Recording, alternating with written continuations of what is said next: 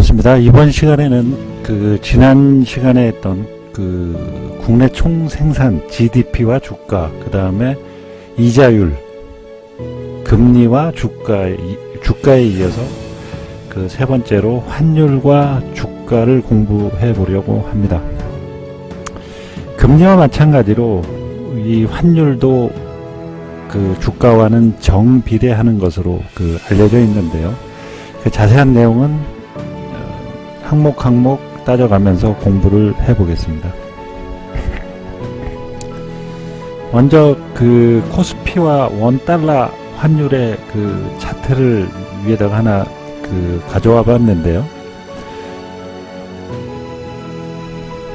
빨간색은 원달러 환율이고 녹색으로 되어 있는 초록색은 코스피 지수입니다. 우리나라의 유가증권 시장과 코스피 시장을 통틀어서 주가의 흐름을 보는 가장 대표적인 지수죠. 코스피 지수. 이 지수의 서로 움직임을 차트로 만들어 놓은 걸 가지고 좀 자세히 좀 들여다봤습니다. 원달러 환율이 상승세일 때, 원달러 환율이 좋을 때, 빨간색이 원달러 환율이죠. 제가 사각형 마킹해 놓은 데가 전반적으로 좋을 때고요. 요때의 코스피 지수는 약세를 면치 못합니다. 그것도 극단적으로 반대 방향으로 가고 있죠. 이 정도로 반대 방향인 경우는 대체적으로 보면 거의 확률상 환율과 주가는 극과 극으로 움직이는구나 라는 얘기를 할 정도로 좀 상당히 극단적인 움직임입니다.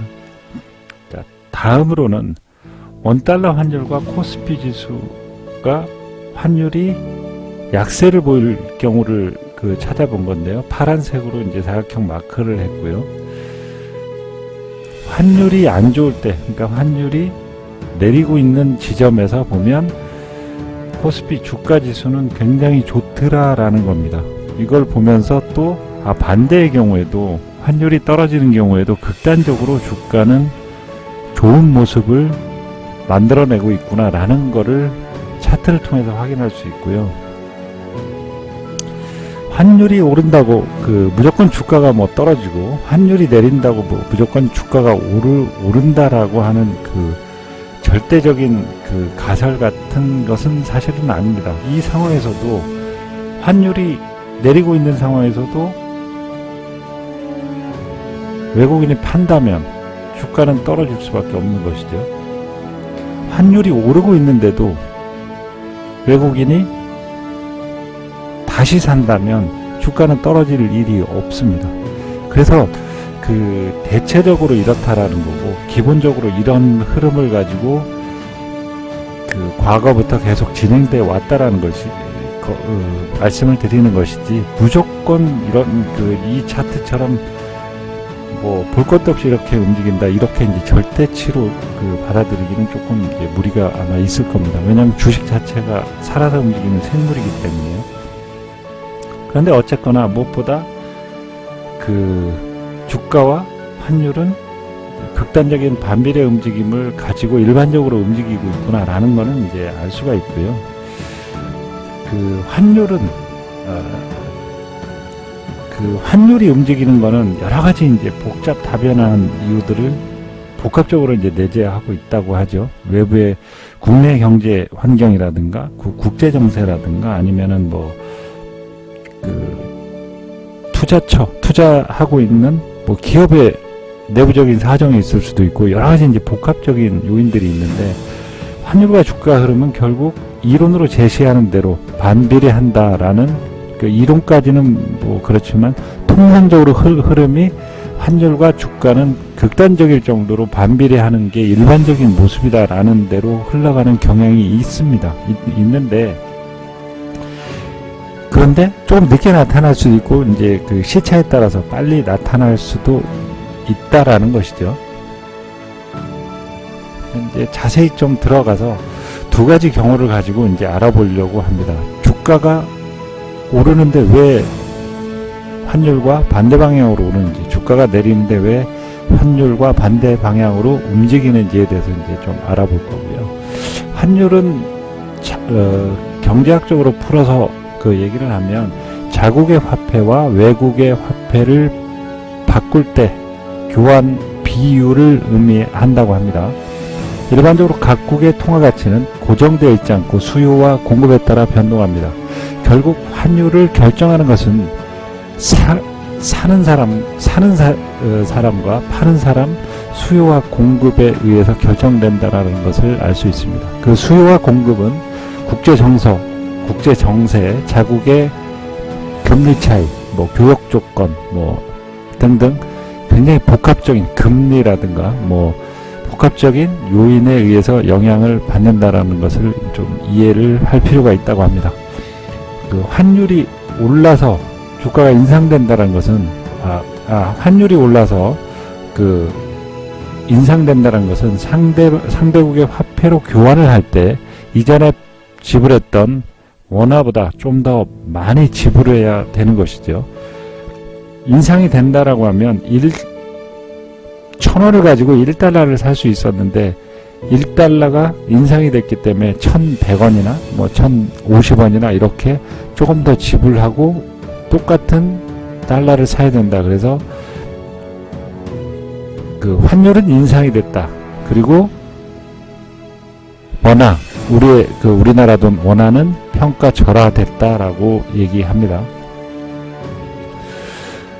조금 더 지불하면서까지 외화로 바꿔야 할 정도로 가격을 흔들 정도의 큰 변화가 생겼다라는 것이죠. 개인들이 아무리 달러를 사고 팔고 해봐야 가격에 변동이 없습니다. 그러나 이 환율이 올라가는 추세를 만들 정도의 모습을 연출할 정도라면 거대 자금이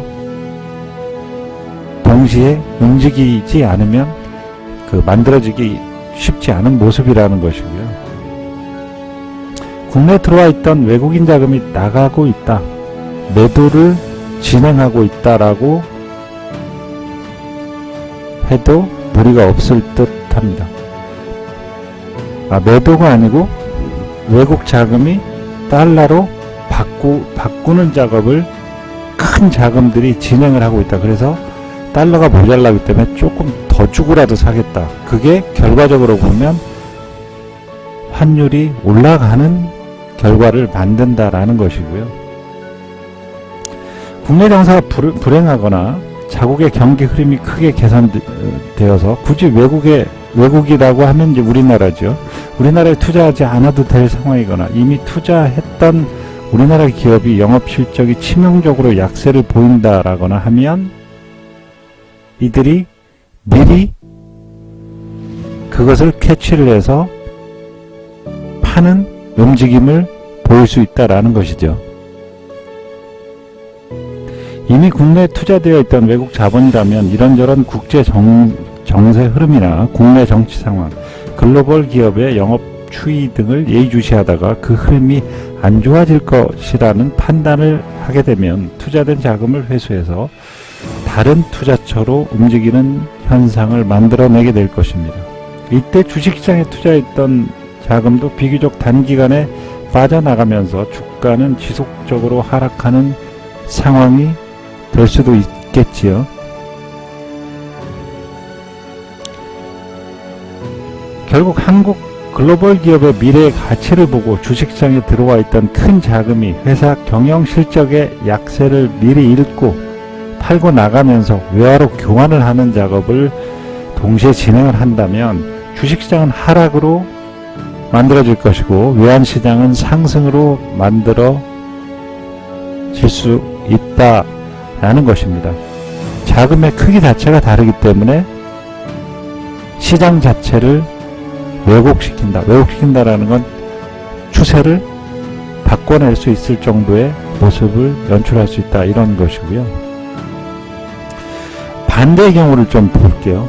세계 경기가 만약에 호황인 때, 이런 때는 통화량이 급증하고 소비와 지출이 활발해서 경기가 잘 돌아가는 때잖아요. 이런 때는 우리나라 같이 수출을 거의 한 80% 이상 수출로 국가 경제를 만들어가고 지표를 크게 의존하는 국가 같은 경우는 바로 그 영향을 바로 받죠. 왜냐하면 팔아서 달러로 세계 이제 그 공통화폐가 달러니까 달러로 대금을 지급을 받아서 국내로 이제 들여오는 작업을 하게 될 거 아닙니까? 그러면 국내는 외화가 흔해지죠. 그리고 80%가 수출하는 기업이고 80%의 대기업들이 거의 다 포진해 있는 상황이기 때문에, 물론 이제 석유나 뭐 석유화학이나 이런 그 중화학공업 같은 경우는 수입을 하기도 하지만 그거보다 더 훨씬 더 많은 비중으로 수출 포지션이 이제 뭐 훨씬 더 크기 때문에요.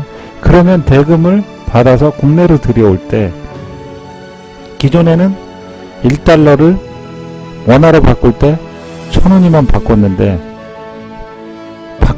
바꿀 기업들이 넘쳐나고 바꿀 자금들이 큰 자금들이 뒤에 계속 받치고 있다면 1,000원이 아니고 900원만 주고라도 바로바로 바꿔서 현금화하는 작업을 할 겁니다.